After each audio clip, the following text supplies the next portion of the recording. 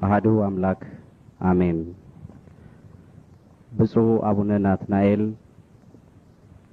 የአርሲ ሀገረ ስብከት ሊቀ ጳጳስ፣ የቅዱስ ሲኖዶስ አባልና የመስኪያ ዙናን መድኃኔዓለም የበላይ ጠባቂ፣ አባቶቼ ካህናት፣ ወንድሞቼ ዲያቆናት፣ የእግዚአብሔር ልጆች፣ የድንግል ማርያም ወዳጆች እንደምን ከረማችሁ? እንደምን አደራችሁ? እንደምን ዋላችሁ?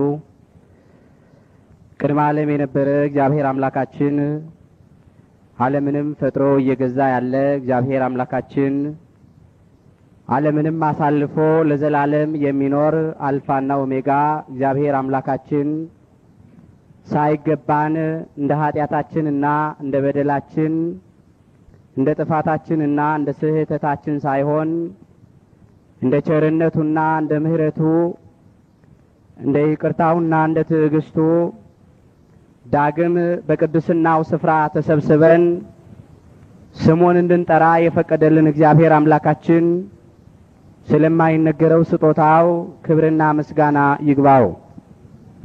የእናታችን የእመቤታችን የቅድስት ድንግል ማርያም አማላጅነት ከሁላችን ጋር ይሁንልን። የቅዱሳን መላእክት ፈጣን ተራዳይነትና ጠባቂነት አይለየን። በመካከላችን እየገባ የሚፈታተንን ጥንት ጠላታችን ዲያብሎስን እግዚአብሔር ኢየሱስ ክርስቶስ በቅዱስ መስቀሉ ራሱን ቀጥቅጦ ከእግራችን በታች ይጣልልን። የምስጢር ባለቤት እግዚአብሔር አምላካችን ለሁላችንም ምስጢሩን ይግለጽልን። ልዩ ልዩ አይነት በሆነ በእንግዳ ትምህርት አትወሰዱ። የሐዋርያው የቅዱስ ጳውሎስ መልእክት ወደ ዕብራውያን ሰዎች ምዕራፍ 13 ቁጥር 9 ለዛሬ በሚኖረን ጊዜ እንደ እግዚአብሔር አምላክ ቅዱስ ፍቃድ የምንማማርበት የትምህርታችን ርዕስ ይሆናል። ልዩ ልዩ አይነት በሆነ በእንግዳ ትምህርት አትወሰዱ። ይህንን ቃል ሐዋርያው ቅዱስ ጳውሎስ ለዕብራውያን በጻፈው መልእክቱ ተናግሮታል። እንደ እንግዳ ደራሽ፣ እንደ ወፍ ዘራሽ፣ እንደ ውሃ ፈሳሽ በሆነ በልዩ ልዩ አይነት ትምህርት እንዳይወሰዱ እየመከረ ጽፎላቸዋል። ቅዱስ ጳውሎስ በዚሁ መልእክቱ በቁጥር 7 ላይ ዕብራውያን 13 ቁጥር 7 ላይ ስንመለከት የእግዚአብሔርን ቃል የተናገሯችሁን ዋኖቻችሁን አስቡ ነው የሚለው። የኑሯቸውንም ፍሬ እየተመለከታችሁ በእምነታቸው ምሰሏቸው ነው ያለው። የእግዚአብሔርን ቃል የተናገሩን ዋኖቻችን ያላቸው ማን ናቸው? የእምነታቸውስ ፍሬ ምንድን ነበረ? ይህንን ልናስተውል ይገባናል። የእግዚአብሔርን ቃል የተናገሯችሁን ዋኖቻችሁን አስቡ ሲል በብሉይ ኪዳን አባቶቻችን ነቢያትን ነው። በሐዲስ ኪዳን አባቶቻችን ሐዋርያትን ነው። ኋላም ከሐዋርያት በኋላ በሐዋርያት እግር የተተኩትን ሊቃውንተ ቤተ ክርስቲያንን ነው። የእግዚአብሔርን ቃል የተናገሯችሁን ዋኖቻችሁን ነቢያትን አስቡ፣ ዋኖቻችሁን ሐዋርያትን አስቡ። የእምነታቸውንም ፍሬ እየተመለከታችሁ በእምነታቸው ምሰሏቸው። ሃይማኖት በየጊዜው የሚለወጥ አይደለም፣ የሚሻሻል አይደለም፣ የሚያልፍ የሚቀየር አይደለም። አባቶቻችን በተጓዙበት መንገድ እንድንጓዝ ነው የሚያዘን። በሐዋርያትና በነቢያት መሰረት ላይ ታንጻችኋል፣ የማዕዘኑም ራስ ድንጋይ ኢየሱስ ክርስቶስ ነው አለ ቅዱስ ጳውሎስ በኤፌሶን መልእክቱ ምዕራፍ 2 ቁጥር 20 ላይ ሲናገር በሐዋርያትና በነቢያት መሰረት ላይ ታንጻችኋል ሲል በሐዋርያትና በነቢያት ትምህርት ጸንታችኋል ማለት ነው። በሐዋርያትና በነቢያት እምነት አምናችኋል ማለት ነው። እነርሱ ባመኑበት አምናቸዋል። እነርሱ ያስተማሩትን ትምህርት ተቀብላቸዋል ማለት ነው። በብሉይ ኪዳን እግዚአብሔር ለነቢያት ሳይናገር ያደረገው አንድም ነገር የለም። እግዚአብሔር ምስጢሩን ሁሉ ለነቢያት ገልጦ ነው ነቢያትን ያናገረው። ነቢየ እግዚአብሔር ቅዱስ አሞጽ በትንቢተ አሞጽ ምዕራፍ 3 ቁጥር 7 ላይ እንዲህ አለ። በእውነት እግዚአብሔር ይላል፣ በእውነት ጌታ እግዚአብሔር ምስጢሩን ለባሪያዎቹ ለነቢያት ካልነገረ በቀር ምንም አያደርግም ነው ያለው። አንበሳው አገሳ የማይፈራ ማን ነው? ጌታ እግዚአብሔር ተናገረ፣ ትንቢት የማይናገር ማን ነው ይላል። እግዚአብሔር ትንቢትን አናግሯቸው ምስጢርን ገልጦላቸው አባቶቻችን ነቢያት ይህንን ትንቢት ተናግረዋል። እነርሱ የተናገሩትን ቃል ተቀብለን በእነሱ እምነት አምነን እንድንጓዝ ነው ቅዱስ ጳውሎስ ልዩ ልዩ አይነት በሆነ በእንግዳ ትምህርት አትወሰዱ ያለው። ኋላም ሐዋርያትን የመረጠ ያከበረ የላከ እርሱ ነው። ምስጢሩን የገለጠላቸው ቅዱስ ወንጌልን የሰጣቸው እርሱ ነው። በማርቆስ ወንጌል ምዕራፍ 16 ቁጥር 8 ላይ ስንመለከት የእግዚአብሔር ቃል እንዲህ ይለናል። ከዚህም በኋላ ይላል ኢየሱስ ራሱ ለዘላለም ድነት የሆነውን የማይለወጠውን ቅዱስ ወንጌል ከፀሐይ መውጫ እስከ መጥለቂያዋ ድረስ በእጃቸው ላከው ይላል። የእግዚአብሔር ቃል አይለወጥም። ያመነው ደግሞ በዚህ ነው። ነቢያት የተናገሩትን ቃል ሰምተናምን፣ ሐዋርያት የተናገሩትን ቃል ሰምተናምን። እነሆ እምነት ከመስማት ነው፣ መስማትም በእግዚአብሔር ቃል ነው ያለው ቅዱስ ጳውሎስ ሮሜ ምዕራፍ 10 ቁጥር 17 ላይ ስንመለከት ለማመን መስፈርቱ ማየት ሳይሆን መስማት ነው። ብዙዎች ለማመን ካልጨበጥን ካልዳሰስን አናምንም ይላሉ። ለማመን ግን መስፈርቱ ማየት ሳይሆን መስማት ነው። ሳያዩ የሚያምኑ ብፁዓን ናቸው ይላልና የእግዚአብሔር ቃል። የዮሐንስ ወንጌል ምዕራፍ 20 ቁጥር 29 አምላካችን ጌታችን መድኃኒታችን ኢየሱስ ክርስቶስ ሞትን ድል አድርጎ በተነሳ ጊዜ ትንሣኤውን ለተጠራጠረው ከ12ቱ ደቀ መዛሙርት መካከል አንዱ ለነበረው ለሐዋርያው ለቅዱስ ቶማስ የተናገረው ቃል ነው። አንተ ስላየኸኝ አምነሃል ነው ያለው። ሳያዩ የሚያምኑ ግን ብፁዓን ናቸው። ነቢያት በተናገሩት ቃል፣ ሐዋርያት በተናገሩት ቃል አመንን። መጻሕፍት በእግዚአብሔር ፈቃድ ነው የተጻፉት። ነቢያት ከራሳቸው ፈልስፈው ከልባቸው አውጥተው የጻፉት አይደለም። በእግዚአብሔር መንፈስ ቅዱስ ተቃኝተው በረድኤተ እግዚአብሔር ተጎብኝተው ተናገሩት። ቅዱስ ጴጥሮስ እንዲህ ብሎ እንደተናገረ ሁለተኛ ጴጥሮስ ምዕራፍ 1 ቁጥር 20 ላይ እንዲህ ይለናል። ይህን በመጀመሪያ እወቁ፣ በመጽሐፍ ያለውን ትንቢት ሁሉ ማንም ለገዛ ራሱ ሊተረጉም አልተፈቀደም። ትንቢት ከቶ በሰው ፈቃድ አልመጣምና፣ ዳሩ ግን በእግዚአብሔር ተልከው ቅዱሳን ሰዎች በመንፈስ ቅዱስ ተነድተው ተናገሩት ይላል። ያናገራቸው እግዚአብሔር መንፈስ ቅዱስ ነው። ምስጢርን የገለጠላቸው እግዚአብሔር መንፈስ ቅዱስ ነው። በሐዋርያትና በነቢያት መሰረት ላይ ታንጸናል። የማዕዘኑም ራስ ድንጋይ ኢየሱስ ክርስቶስ ነውና በየጊዜው በሚመጣ ስህተት በሚመጣ ሽንገላ ልንወሰድ አይገባንም። እንዲህ አለ ቅዱስ ጳውሎስም ለኤፌሶን ሰዎች በጻፈው መልእክቱ። ብዙ ነፋስ ይነፍሳል፣ ዛሬ ብዙዎቹን አፍገምግሞ ጥሏል። እኛም በዚህ ነፋስ እንዳንወድቅና እንዳንሰናከል ነው የሚያዘን። እንግዲህ ይላል እንደ ስህተት ሽንገላ ባለ ተንኮል በሰዎችም ማታለል ምክንያት በትምህርት ነፋስ ሁሉ እየተፍገመገምን ወዲያና ወዲህም እየተንሳፈፍን ሕፃናት መሆን ወደፊት አይገባንም ይለናል። በኤፌሶን መልእክቱ ምዕራፍ 4 ቁጥር 14 ላይ ሲናገር ዛሬ ለቁጥር የሚታክት ብዙ ልዩ ልዩ የሆነ እንግዳ ትምህርት አለ በየመንደሩ። በየዕለቱ ይፈለሰፋል፣ በየዕለቱ ይፈጠራል። በብሉይ ኪዳን በነቢያት ዘመን ሐሰተኞች ነበሩ። ዛሬም በሐዲስ ኪዳን በሐዋርያት ዘመን የነበሩ ሐሰተኞች በእኛም ዘመን ተነስተዋል። ከፀሐይ በታች ምንም የሚያስደንቅና አዲስ ነገር የለም። ታሪክ ራሱን ነው የሚደግመው።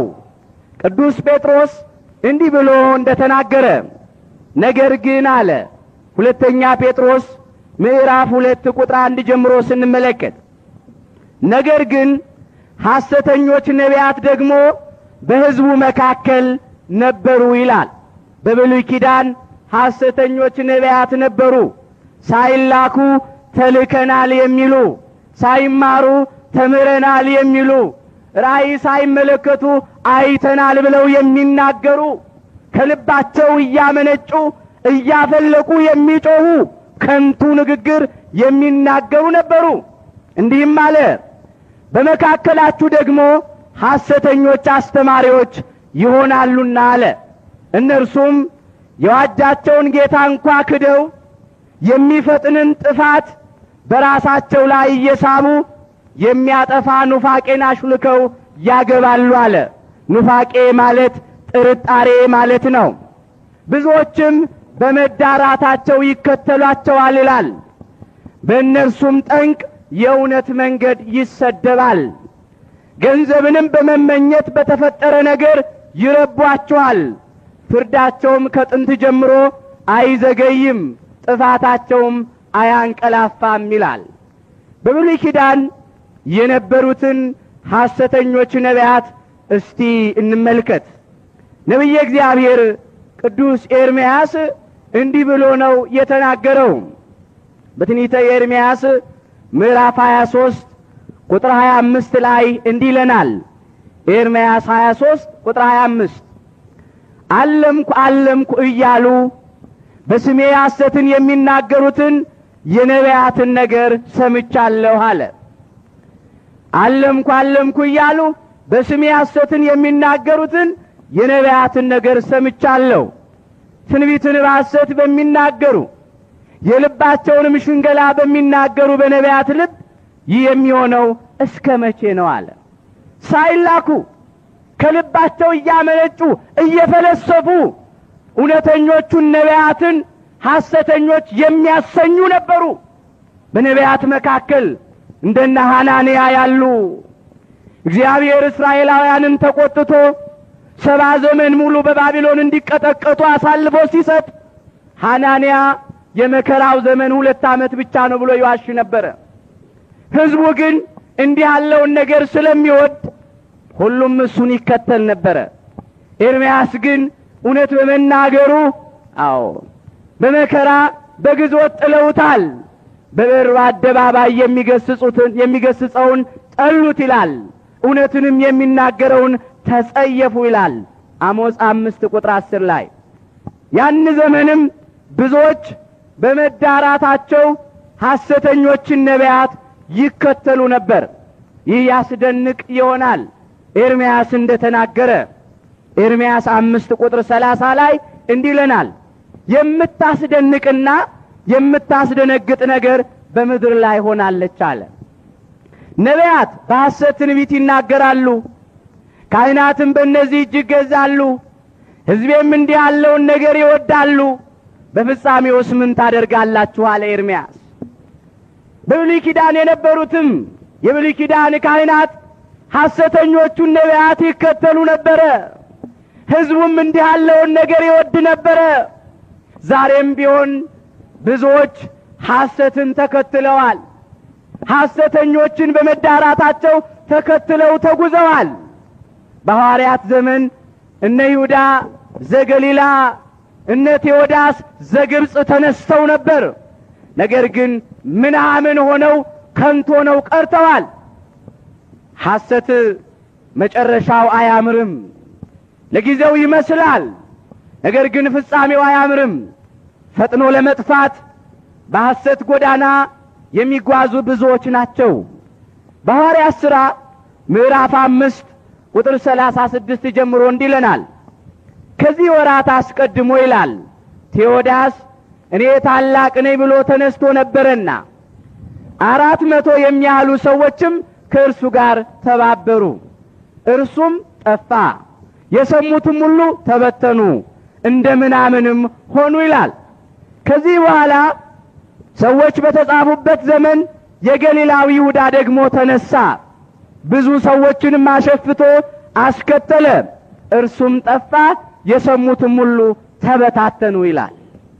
እርስ በእርሷ የምትለያይ መንግስት አትጸናም ይላል የእግዚአብሔር ቃል።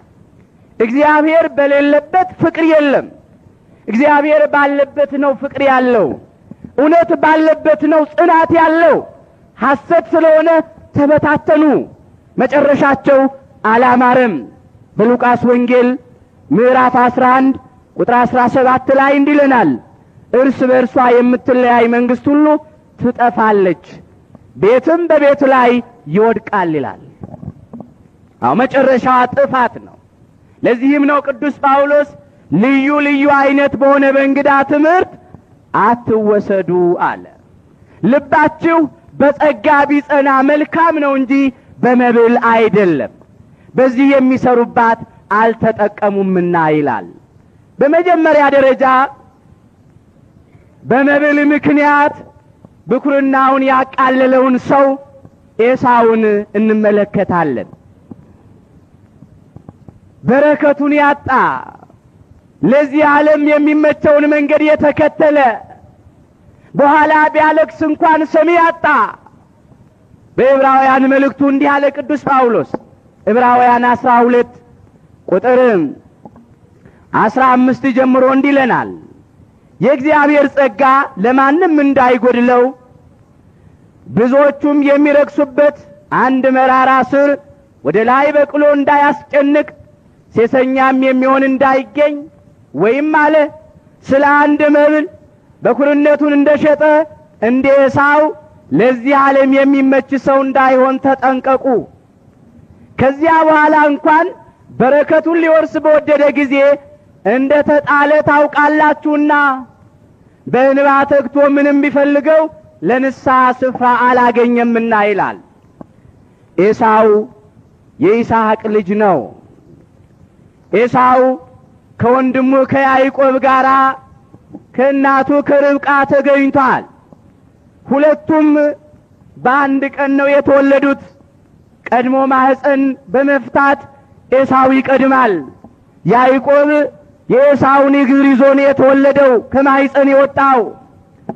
ሁለቱም በይስሐቅና በርብቃ በወላጆቻቸው ቤት ሲኖሩ እንዲህ ነበር ታሪካቸው። ኤሳውን አባቱ ይስሐቅ ይወደዋል፣ ያዕቆብን እናቱ ርብቃ ትወደዋለች። ኤሳው በረሃኛ ነው፣ በረሃ ነው የሚውለው። ያዕቆብ ደግሞ እናቱ ርብቃ ስር ነው የሚውለው፣ ማጀት ነው የሚውለው።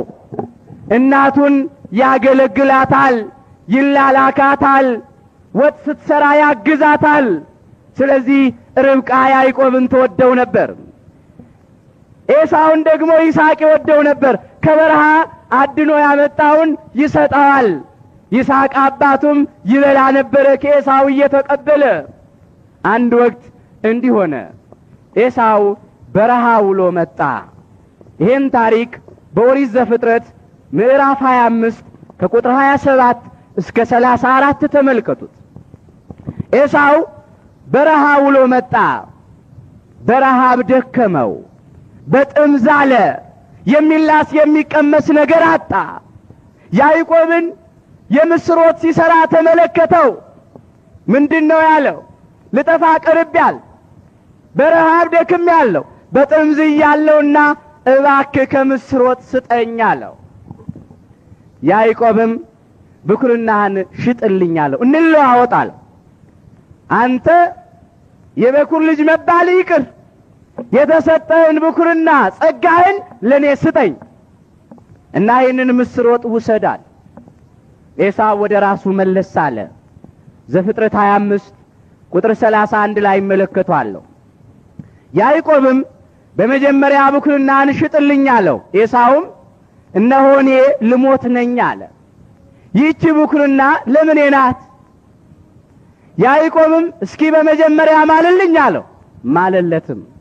ብኩርናውንም ለያዕቆብ ሸጠ። ያዕቆብም ለኤሳው እንጀራና የምስር ወጥ ሰጠው። በላ ጠጣ፣ ተነስቶም ሄደ። እንዲሁም ኤሳው ብኩርናውን አቃለላት ይላል። ተመልከቱ። ጥቂት ጊዜ ቢታገስ እንደራበው አይቀርም። ያጣውን የተራበውን እንጀራ እናቱ ራርታ ትሰጠው ነበር። ወንድሙ ያዕቆብም እስከዚህ ድረስ አይጨክንበትም ነበር። ብኩርናውን ሳይሸጥ እንጀራ መብላት ይችል ነበረ፣ ጥቂት ጊዜ ረሃቡን ቢታገስ። ነገር ግን የኔ ብኩርና አለ ስራብ ካላበላችኝ፣ ስደክም ካላበረታችኝ፣ ስጠማ ካላጠጣችኝ ከሞትኩ በኋላ ምን ልትረባኝ?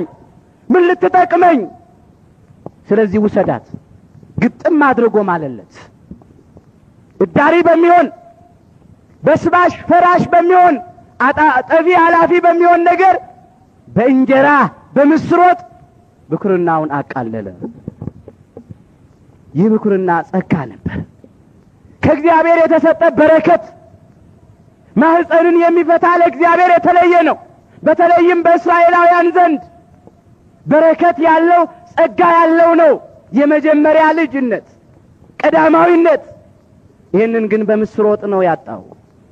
ከዚያ በኋላ ነው እንደገና በረከቱን ሊወርስ በወደደ ጊዜ ቢያለቅስ ይላል ለንስሐ ስፍራ አልተገኘለትም። የብስጭት ሐዘን ነበር የሚያዝነው።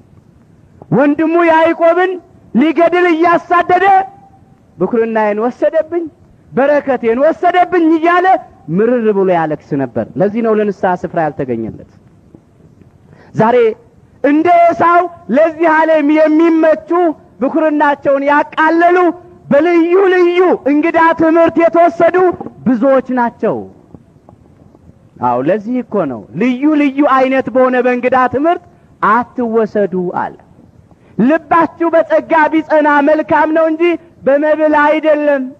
በዚህ የሚሰሩባት አልተጠቀሙምና እንደ ኤሳው ያሉት አልተጠቀሙም። ብኩርና ሃይማኖት ነው፣ የሃይማኖት ምሳሌ ነው። የመጀመሪያዋ ሃይማኖት በእኛ ዘንድ አለች።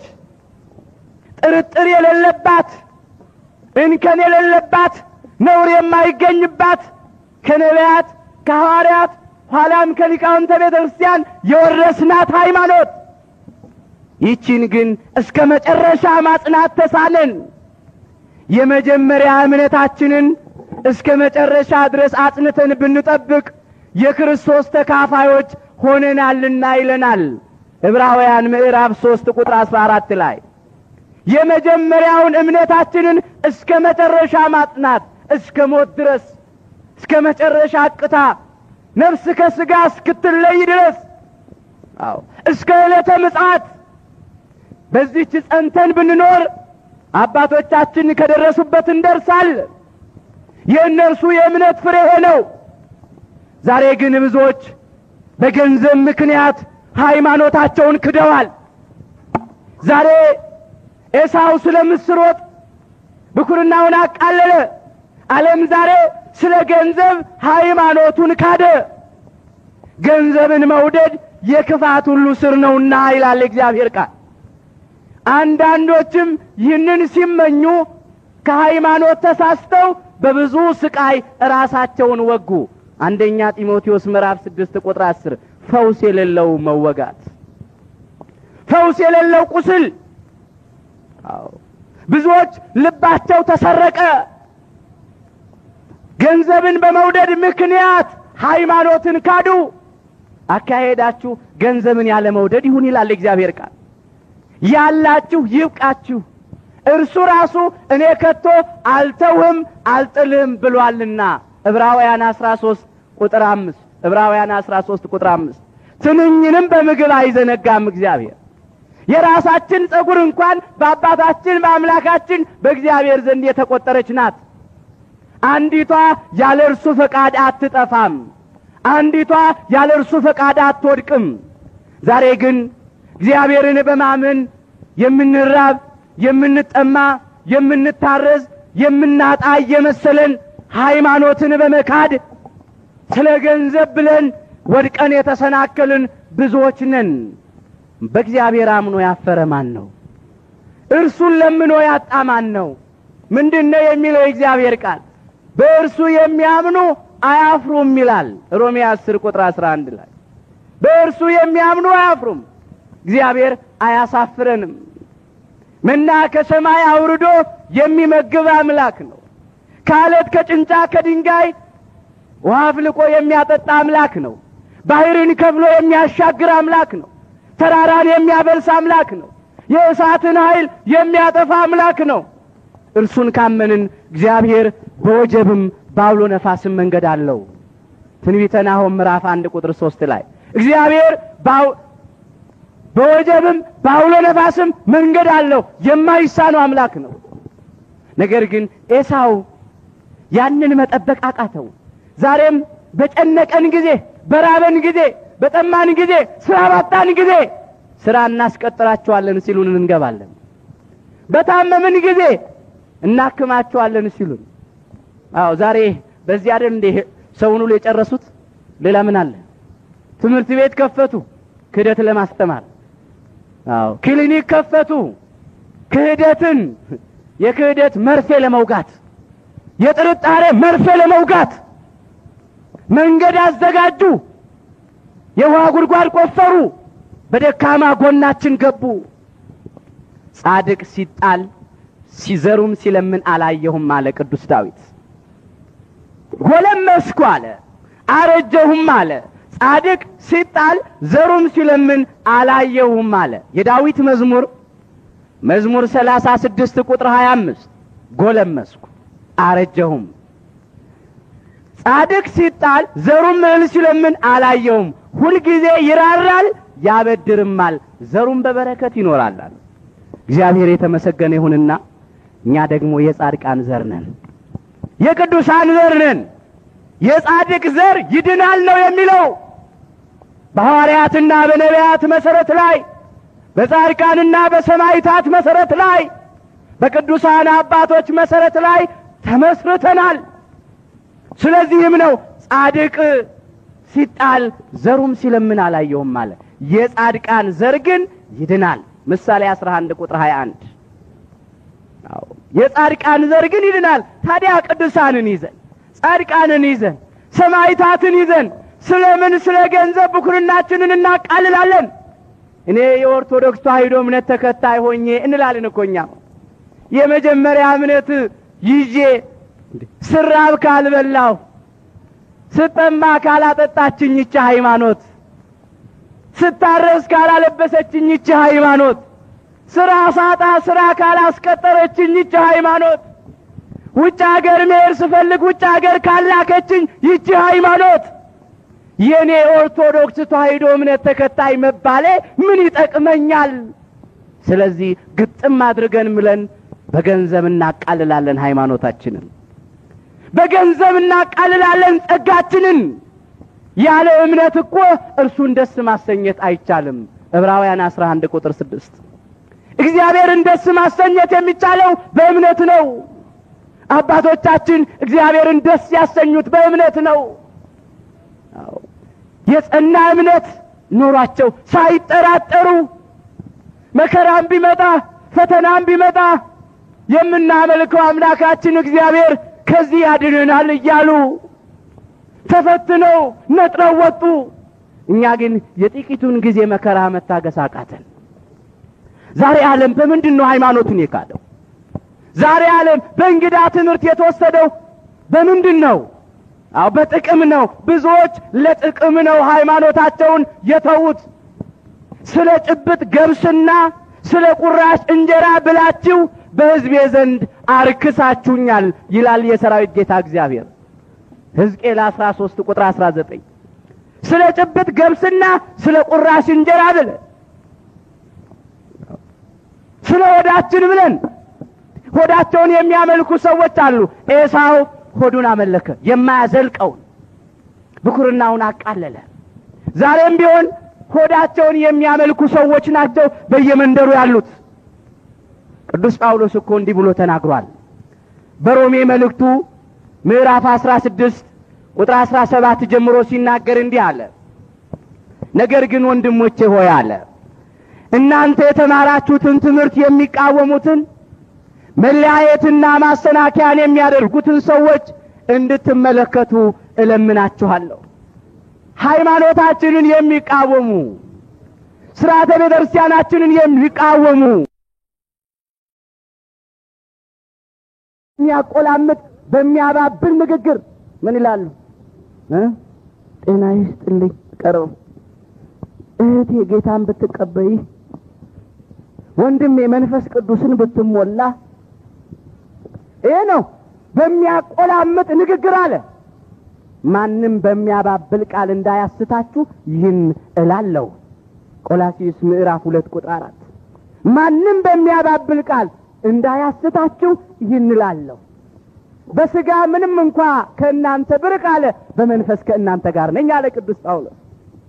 በጌታችን በመድኃኒታችን በኢየሱስ ክርስቶስ ያለውን የእምነታችሁን ጽናትና ሥርዓታችሁን እያየሁ ደስ ብሎኛል ነው ያለው። እምነታችሁን አለ ዶግማችንን፣ ሥርዓታችሁን አለ ቀኖናችንን። በዶግማችንና በቀኖናችን ቅዱስ ጳውሎስ ተደሰተ። ይሄንን ግን ሊያስጥሉን የሚፈልጉ የሚያባብሉ፣ የሚሸነግሉ፣ የሚያቆላምጡ በየመንደሩ ተነስተዋል። እኛ ጋር ብትመጣ ይጸልይልሃል። ምንድነው ስራ ከሌለ ስራ ትቀጠራለህ። ጌታ ከጭንቀት ያረጋጋሃል። የትኛው ጌታ? የትኛው ጌታ? ትልቁ እኮ ጥያቄ ይሄ ነው። የበግ ለምድ ለብሰው ከሚመጡባችሁ በውስጣቸው ግን ነጣቂ ተኩላዎች ከሆኑ ከሐሰተኞች ነቢያት ተጠንቀቁ ይላል ማቴዎስ 7 ቁጥር 15። የበግ ለምድ ለብሰው የሚመጡ ውስጣቸው ግን ነጣቂ ተኩላዎች ሆኑ። እላያቸው መንፈሳውያን የሚመስሉ ነገር ግን ስጋውያን፣ ሰማያውያን የሚመስሉ ምድራውያን፣ አማንያን የሚመስሉ ከሃዲያን፣ ጽኑዓን የሚመስሉ መናፍቃን እየተቅለሰለሱ እንደ በግ የዋህ ሆነው የሚመስሉ ከኋላቸው ግን ሰይፍና ጎመድ ያሰለፉ። ይሁዳ አምላኩን እኮ በመሳም አሳልፎ ነው የሰጠው። መምህር ሆይ ሰላም ላንተ ይሁን እያለ የማቴዎስ ወንጌል ምዕራፍ 26 ላይ እንዲህ ይለናል ከቁጥር 49 ጀምሮ። ማቴዎስ 26 ቁጥር 49 ጀምሮ ወዲያውም ይላል ወደ ኢየሱስ ቀረበና መምህር ሆይ ሰላም ላንተ ይሁን ብሎ ሳመው ይላል። ወዳጄ ሆይ ለምን ነገር መጣህን ያለው አምላካችን ጌታችን መድኃኒታችን ኢየሱስ ክርስቶስ የበግ ለምድ ለብሶ አስመስሎ በሚያቆላምጥ ቃል የሰላም ቃል ይመስላል። የትህትና መልክ ነበረው። ነገር ግን ሊሸጠው ነው የመጣው፣ ሊለውጠው ነው የመጣው። በ30 ብር አሳልፎ ሊሰጠው ነው የመጣው። ከኋላ እኮ ሰይፍና ጎመድ የያዙ ሰዎች ተሰልፈዋል። ከፊት እሱ ሰላምታ ነው ይዘው የመጣው። ዛሬም ዲያብሎስና ሰራዊቱን የላካቸው መናፍቃንን እያቆላመጡ እያባበሉ ይመጣሉ። አፉ ከቅቤ ይልቅ ለዘበ ይላል አባቶቻችን ይላሉ። አፈ ጩቤ ሆደ ጩቤ ይላሉ። ዛሬም አፈ ቅቤዎች ሆደ ጩቤዎች ሞልተዋል። በልዩ ልዩ ትምህርት የሚወስዱ የሚያሰናክሉ፣ የሚያስቱ። የዳዊት መዝሙር 54 ቁጥር 21 አፉ ከቅቤ ይልቅ ለዘበ ይላል። ቃሎቹም ከዘይት ይልቅ ለሰለሱ፣ እነርሱ ግን እንደተመዘዘ ሰይፍ ናቸው ይላል። ቃሎቹ ከዘይት ይልቅ ለሰለሱ። አሁንም የነሱ ቃል ከዘይት ይልቅ ለሰለሳል። አንዳንድ ሰው እንደውም ምን ይላል? አይ እነሱ ባቸው እንኳን መልሰው አይሳደቡም ይላል።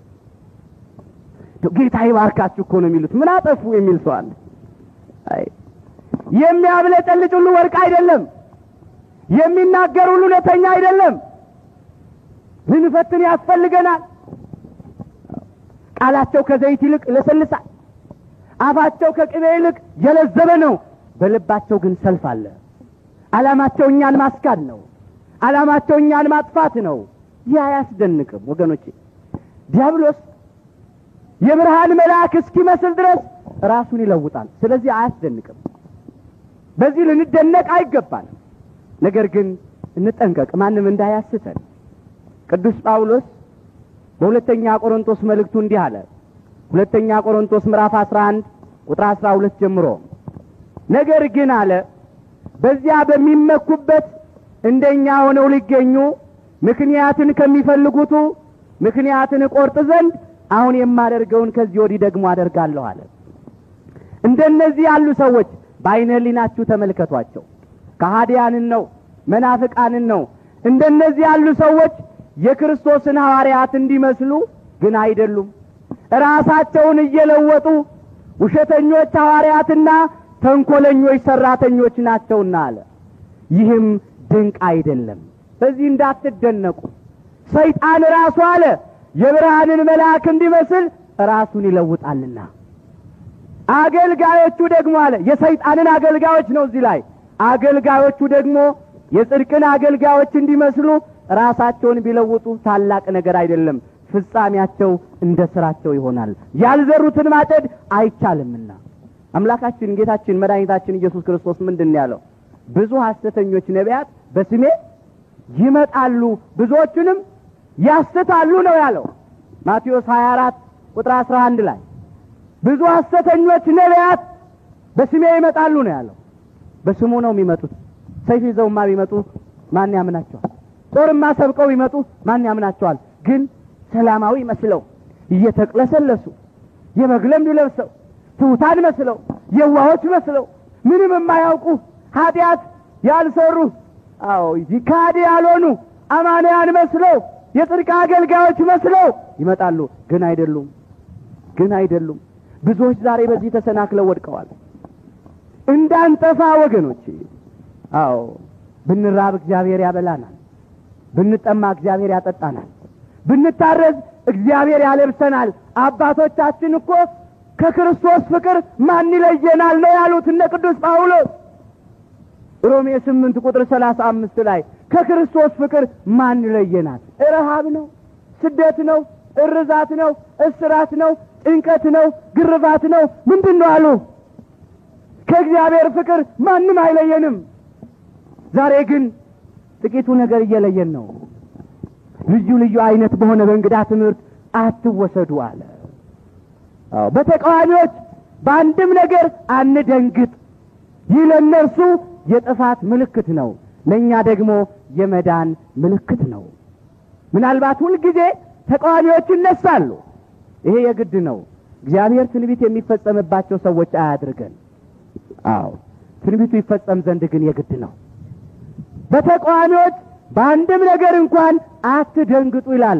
ይህ ለእነርሱ የጥፋት ለእናንተ ደግሞ የመዳን ምልክት ነው። ፊልጵስዩስ ምዕራፍ 1 ቁጥር 28 በአንድም ነገር በተቃዋሚዎች አትደንግጡ ነው ያለው። ይህ ለእነርሱ የጥፋት ለእናንተ የመዳን ምልክት ነው አለ። ከእግዚአብሔር ጋር የሚጣሉትን እግዚአብሔር ይቀጣል፣ እግዚአብሔር ያርቃል። ዛሬ እንደ ኤሳው አንሁን። እንደ ኤሳው አንሁን። ኤሳው ስለ መብል ብኩርናውን ሽጧል። እኛም እንዲህ አንሁን። ስለ ገንዘብ ሃይማኖታችንን አንካድ፣ ስለ ስልጣን ሃይማኖታችንን አንካድ፣ ስለ እንጀራ ሃይማኖታችንን አንካድ፣ ስለ ሥራ ሃይማኖታችንን አንካድ፣ ስለ ምድራዊ ቤት ንብረት ሃይማኖታችንን አንካድ። ዲያብሎስ ገንዘቡን እንጂ ገመዱን አያሳይም። ለይሁዳ 30 ብር አሳየው። 30 ብር አይቶ የዘላለሙን ጌታ ሸጠ። የዘላለሙን አምላክ ሸጠ፣ ለወጠ። ግን 30 ብሩን አልበላውም። ወርውሮት ገመድ ውስጥ ገብቶ ታንቆ ማቆ በእርገት ዕለት ነው የሞተው። ዛሬም እኮ ዲያብሎስ ገንዘብን እንጂ ገመድን አያሳይም፣ ስልጣንን እንጂ ገመድን አያሳይም። የመከራ ገመድ አለ፣ የፈተና ገመድ አለ። ሰንሰለት ማንም ሊፈታውና ሊወጣውም አይችልም።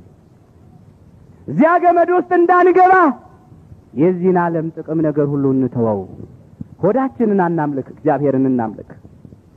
ሌላው በልዩ ነገር ያልተወሰደ በቃሉ በእምነቱ የጸና ናቡቴን ነው የምንመለከተው። ዛሬ እግዚአብሔር ኤሳውን ሳይሆን ናቡቴን እንድንሆን ይፈልጋል። አንድ ታሪክ እንመለከታለን ወደ ኋላ መለስ ብለን። ናቡቴ በነበረበት ዘመን የሰማርያ ንጉሥ አክዓብ ነው። ከኤልዛቤል ጋር ሆኖ ነቢያትን የጨፈጨፈ፣ ነቢያትን ያሳረደ፣ ያስገደለ፣ የእግዚአብሔርን ቃል ይቃወም የነበረ፣ የእግዚአብሔርን ነቢያት ያሳድድ የነበረ። አንደኛ ነገሥት ምዕራፍ 20 ከቁጥር 1 ጀምሮ ታሪኩን መመልከት ይቻላል። ለኢዝራኤላውም ለናቡቴ ይላል በሰማርያ ንጉሥ በአክዓብ ቤት አጠገብ የወይን ቦታ ነበረው ይላል። የወይን ቦታ ለንጉሡ ለአክዓብ ቅርብ በሆነ ቦታ የወይን ቦታ ነበረው ለናቡቴ። አክዓብም ይላል ናቡቴን በቤቴ አቅራቢያ ነውና የአትክልት ቦታ አድርገው ዘንድ የወይን ቦታን ስጠኝ አለው። ስለ እርሱም ከእርሱ የተሻለ የወይን ቦታ እሰጥሃለሁ፣ ወይም ብትወድ ግምቱን ገንዘብ እሰጥሃለሁ ብሎ ተናገረው።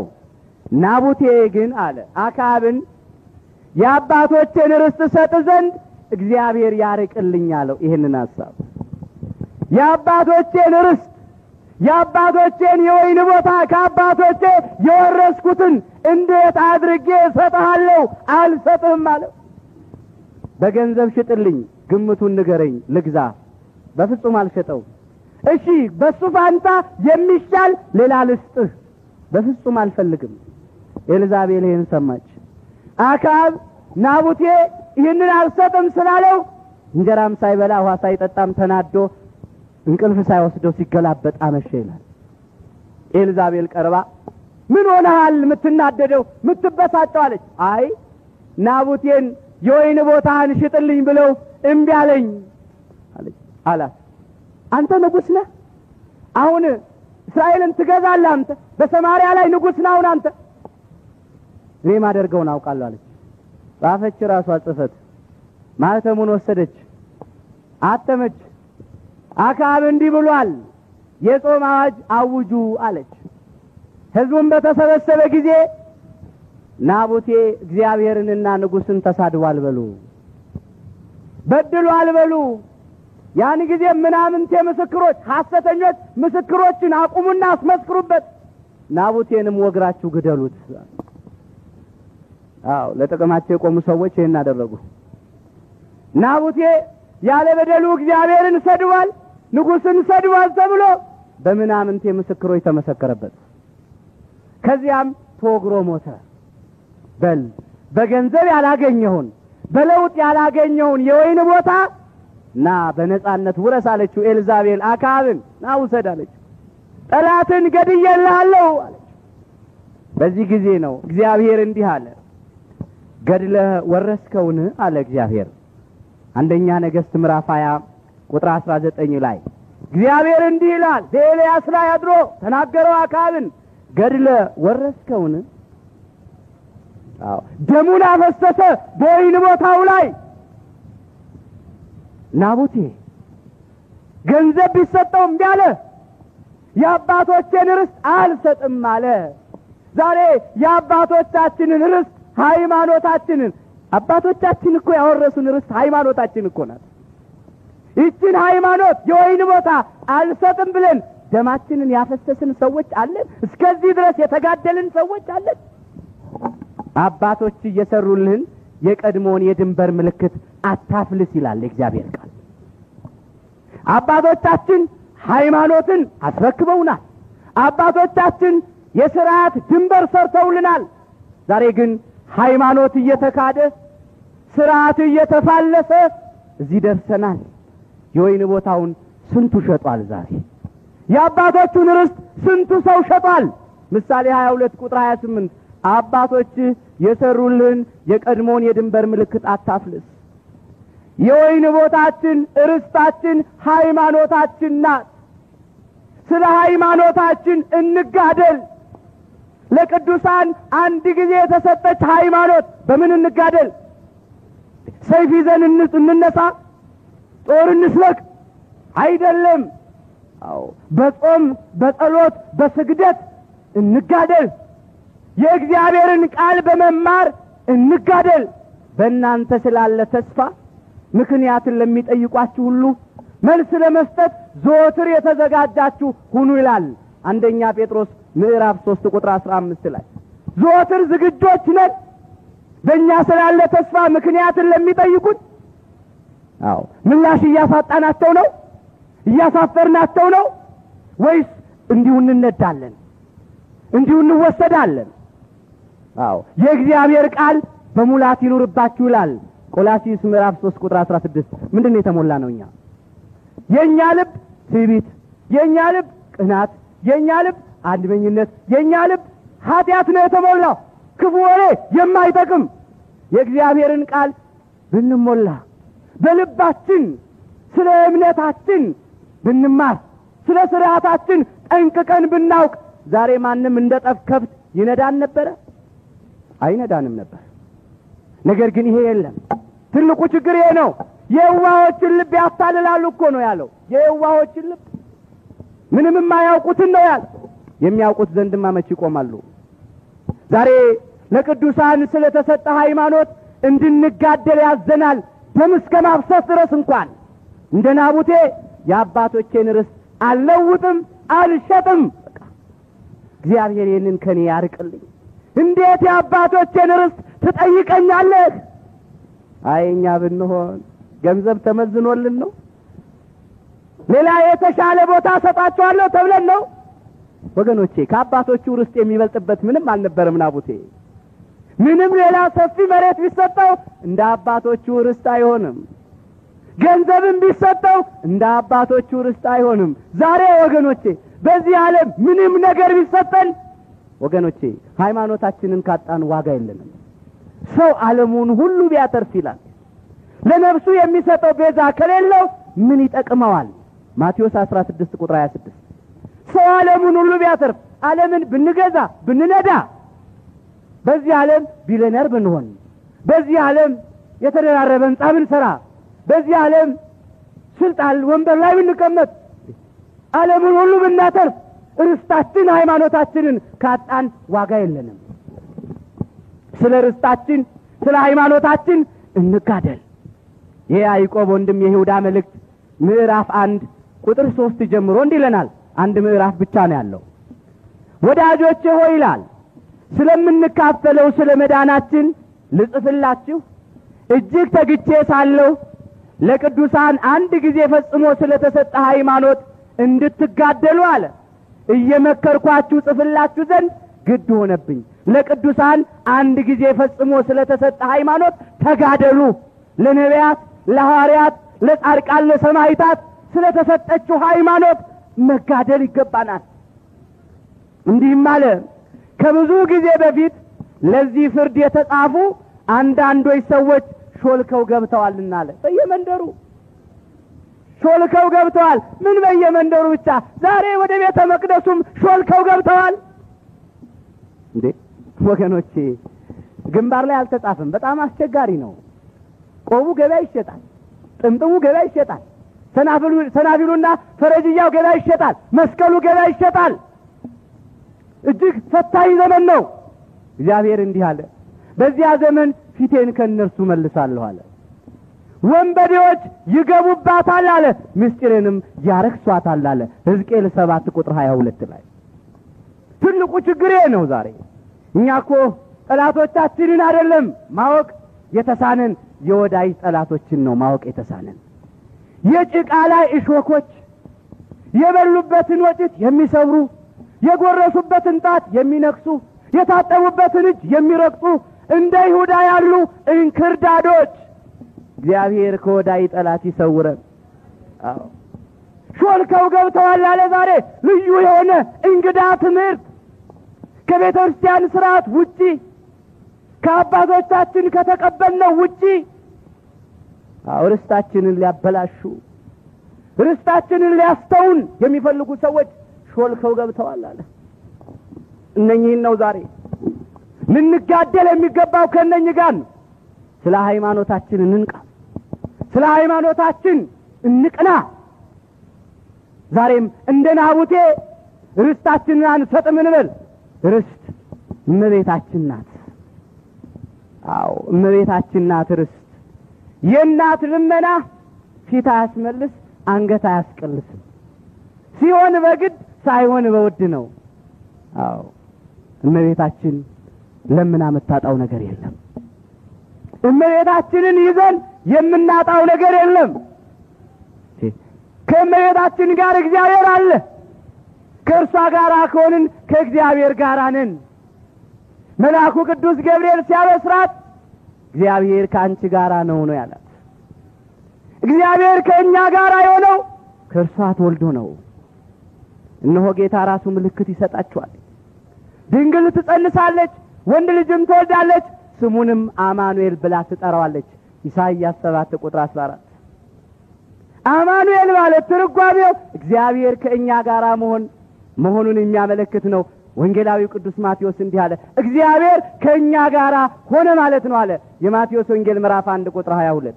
እግዚአብሔር ከእኛ ጋር የሆነው ከእመቤታችን ከቅድስት ድንግል ማርያም ተወልዶ ነው። ከስጋዋ ስጋ ከደሟ ደም ነስቶ በተዋሕዶ ከብሮ ነው። ዛሬ ርስታችን እመቤታችንን እንዳናወድሳት፣ እንዳናመሰግናት፣ እንዳናከብራት፣ በእርሷ ተስፋ እንዳናደርግ የሚያስክዱን ብዙዎች ናቸው። አዎ እመቤታችን ቅድስት ድንግል ማርያምን እንደ መልአኩ እንደ ቅዱስ ገብርኤል ጸጋን የተሞላሽ ወይ ደስ ይበልሽ እግዚአብሔር ካንቺ ጋር ነውና የሉቃስ ወንጌል ምዕራፍ 1 ቁጥር 28 ላይ እንደ ቅድስት ኤልሳቤጥ የጌታዬ እናት ወደ እኔ ትመጣልኝ ዘንድ እንዴት ይሆንልኛል? አንቺ ከሴቶች መካከል ተለይተሽ የተባረክሽ ነሽ፣ የማኅፀንሽም ፍሬ የተባረከ ነው። የሉቃስ ወንጌል ምዕራፍ 1 ቁጥር 41 ላይ ከዚህ በኋላ ምን አለች እመቤታችን? በአንድ በቅዱስ ገብርኤል አንደበት ተመስግኜ አልቀርም፣ በአንድ በእመቤታችን በቅድስት ኤልሳቤጥ አንደበት ተመስግኜ አልቀርም፣ ትውልድ ሁሉ አለች ብፅዕት ይሉኛል። ሉቃስ 1 ቁጥር 48 ትውልድ ሁሉ ብፅዕት ይሉኛል። አዎ ዛሬ እመቤታችንን እንደ አባ ሕርያቆስ በቅዳሴ፣ እንደ ቅዱስ ኤፍሬም በውዳሴ፣ እንደ ኢትዮጵያዊው እንደ ቅዱስ ያሬድ በማህሌት፣ እንደ ጊዮርጊስ ዘጋስጫ በሳይታት ልናመሰግናት ይገባል። ርስታችን እመቤታችንን ሊያስጥሉን ይፈልጋሉ። ዘንዶ አለ ወደ ምድር እንደተጣለ ባየ ጊዜ ወንድ ልጅ የወለደችውን ሴት አሳደዳት። ራዕየ ዮሐንስ ምዕራፍ 12 ቁጥር 13 ዘንዶ ዲያብሎስ ወንድ ልጅ የወለደችው እመቤታችን ቅድስት ድንግል ማርያም የወለደችውም ወንድ ልጅ የኃያላን ኃያል የአማልክት አምላክ የጌቶች ጌታ የነገስታት ንጉስ አምላካችን ጌታችን መድኃኒታችን ኢየሱስ ክርስቶስ ዛሬ ያሳድዳታል። የጠላት ሁሉ ለኔ ወዳጄ ነው ይላሉ ሰዎች። የእመቤታችን ጠላት ማን ነው? ዲያብሎስ ነው። የእመቤታችን ጠላት የሆነ ሁሉ የማን ወዳጅ ነው ማለት ነው? የሰይጣን ወዳጅ ነው ማለት ነው። ሌላ ነገር እኮ የለም፣ ሌላ ነገር የለም። ግን ርስታችን እመቤታችንን ሊያስጥሉን ይፈልጋሉ ሰዎች። ሌላው ርስት መንግስተ ሰማያት ናት። በሰው ዓይን ያልታየች፣ በሰው ልብ ያልታሰበች፣ በሰው ጆሮ ያልተሰማች እግዚአብሔር ለወዳጆቹ ያዘጋጃት። አንደኛ ቆሮንቶስ ምዕራፍ 2 ቁጥር 9 ለቅዱሳን የተዘጋጀች ርስተ መንግስተ ሰማያት። ይህችን የእግዚአብሔርን መንግስት እንዳናገኝ እንዳንወርስ በምድራዊና በስጋዊ ሐሳብ ሊያስጥሉን ይፈልጋሉ። ገንዘብ አያድንም፣ ስልጣን አያድንም፣ ጉልበት አያድንም። ናቡቴ ስለ ርስቱ ሕይወቱን ሰጠ። ናቡቴ ስለ ርስቱ ደሙን አፈሰሰ። ስለ ሃይማኖታችን እስከ ሞት ድረስ እንታመን፣ ስለ እመቤታችን እስከ ሞት ድረስ እንመስክር። የእግዚአብሔርን መንግስት ማግኘት የምንችለው በሃይማኖት እመቤታችንን ሙጥኝ ስንል ነው። ወደ እግዚአብሔር መንግስት በብዙ መከራ እንገባ ዘንድ ያስፈልገናል። የሐዋርያት ሥራ ምዕራፍ 14 ቁጥር 22 የአበባ ምንጣፍ ተነጥፎልን የወርቅ ጫማ ተጫምተን የእግዚአብሔርን መንግስት ልንወርስ አንችልም። ዛሬም ፈታኝ ዘመን ነው፣ ከባድ ዘመን ነው። ቆሙ የተባሉ እየወደቁ ያሉበት ዘመን ነው። እንደ ቆመ የሚመስለው ሰው ቢኖር እንዳይወድቅ ይጠንቀቅ ይላል አንደኛ ቆሮንቶስ ምዕራፍ 10 ቁጥር 12። የቆምን እንዳይመስለን። ብዙዎቹን ቆባቸውን አስወልቀዋቸዋል፣ ብዙዎቹን መስቀላቸውን አስጥለዋቸዋል። ብዙዎቹን ከባታቸው ከገዳማቸው አስወጥቷቸዋል። ከቤተ ክርስቲያናቸው ለይቷቸዋል። ዛሬም ልዩ ልዩ አይነት በሆነ በእንግዳ ትምህርት እንዳንወሰድ ልንነቃ ይገባል። ስለ ቤተሰቦቹ የማያስብ ሃይማኖቱን የካደ ሰው ከማያምን ሰው ይልቅ የሚከፋ ነው። አንደኛ ጢሞቴዎስ ምዕራፍ 5 ቁጥር 8። ስለ ቤተሰቦቹ የማያስብ ማንም ቢሆን ሃይማኖቱን የካደ ከማያምን ሰው ይልቅ የሚከፋ ነው። ስለ ቤተሰቦቹ አለ መጀመሪያ ስለ ወላጆቹ፣ ስለ አባት ስለ እናቱ። የኦርቶዶክስ ተዋሕዶ እምነት ተከታዮች ከሆኑ ያለችው ሃይማኖት አንዲት ናት። ያለችው ጥምቀት አንዲት ናት። ያለው እግዚአብሔር አምላክ አንድ ነው። ያለችው ቤተክርስቲያን አንድ ናት። ኤፌሶን 4 ቁጥር 4። ሌላ ሁሉ የሰው ድርሰት ነው፣ የሰው ፍልስፍና ነው። አዎ የእግዚአብሔር ቃል የሚለን ይሄንን ነው። ስለ ቤተሰቦቹ አለ በስጋ ስለወለዱት ስለ ወላጆቹ የኦርቶዶክስ ተዋሕዶ እምነት ተከታዮች ከሆኑ ስለ ቤተሰቦቹ አለ ስለ መምህረ ንስሐው ስለ ካህናት አባቶቹ የማያስብ እሱን መክረው ዘክረው ገስጸው ወቅሰው ለስጋው ደሙ ያበቁታል፣ የእግዚአብሔር መንግስት እንዲወርስ ያደርጉታልና ስለ ቤተሰቦቹ አለው ካህናትን ነው።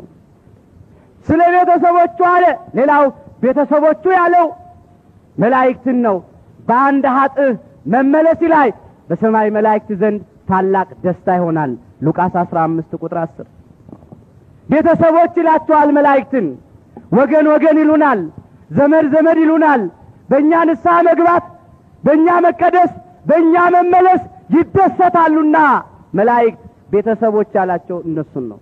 ሌላው ቤተሰቦች ያላቸው አንዱን ህብስት የበላ ነው እኛ፣ አንዱን ጽዋ ክቡር ደሙን የጠጣ ነው እኛ፣ በአንዱ መስቀል የዳንን እኛ። ለሁላችን አንድ አባት ያለን አይደለንም? ሁላችንንስ አንድ አምላክ የፈጠረን አይደለምን ነው ያለው ነብዩ እግዚአብሔር ቅዱስ ሚልክያስ። እኛም እኮ ቤተሰቦች ነን። ብዙ ብልቶች ስንሆን በክርስቶስ አንድ አካል ነን ነው የሚለው እግዚአብሔር ቃል። ቤተሰቦች ነን። ዛሬም ስለ ቤተሰቦቹ የማያስብ ማንም ቢሆን ሃይማኖቱን የካደ ከማያምን ሰው ይልቅ የሚከፋ ነው ሲል ስለ ሐዋርያት ማለት ነው፣ ስለ ነቢያት ማለት ነው፣ ስለ ጻድቃን ስለ ሰማዕታት ማለት ነው፣ ስለ ቅዱሳን ማለት ነው፣ ስለ እመቤታችን ማለት ነው። ሁላችንም ቤተሰቦች ነንና አዎ መጀመሪያ ያጸድቅ፣ ዋናው መጨረስ ነው። ብዙዎች ጀምረዋል አልጨረሱትም። እስከ መጨረሻ የሚጸና እርሱ ይድናል። የማቴዎስ ወንጌል ምዕራፍ 24 ቁጥር 13 እስከ መጨረሻ የሚጸና እርሱ ይድናል። እንደ ኤሳው እስከ መራብ ብቻ ሳይሆን፣ እስከ መጠማት ብቻ ሳይሆን፣ እስከ መታረዝ ብቻ ሳይሆን፣ ስራ እስከ ማጣት ብቻ ሳይሆን እንደ ናቡቴ እስከ ሞት ድረስ ስለ ርስት መታመን፣ ስለ ሃይማኖት መታመን፣ እንደ ናቡቴ እስከ ሞት ድረስ መታመን። ከሞት በኋላ ሕይወት አለ። ይህንን ነው ተስፋ የምናደርገው። ዛሬም ልዩ ልዩ አይነት በሆነ በእንግዳ ትምህርት ሳንወሰድ በሃይማኖትና በምግባር በትሩፋት ጸንተን ወደ አባቶቻችን ወደ ካህናት ቀርበን ኃጢአታችንን ተናዘን ቅዱስ ሥጋውን በልተን ክቡር ደሙን ጠጥተን መንግስቱን እንድንወርስ ስሙን እንድንቀድስ ኃያሉ እግዚአብሔር አምላካችን ይፍቀድልን። እግዚአብሔር አምላካችን የሁላችንንም መጨረሻችንን ያሳምርልን።